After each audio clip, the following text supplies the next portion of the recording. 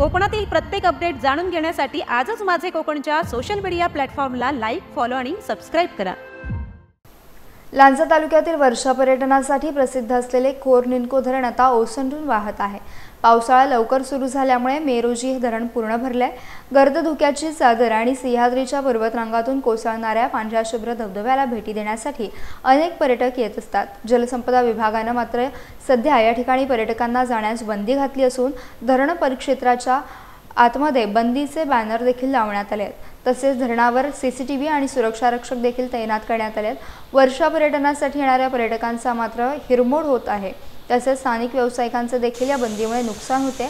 वर्षा पर्यटनात होणारा व्यवसाय सध्या बंदीमुळे अडचणीत आल्याचे पाहायला मिळते।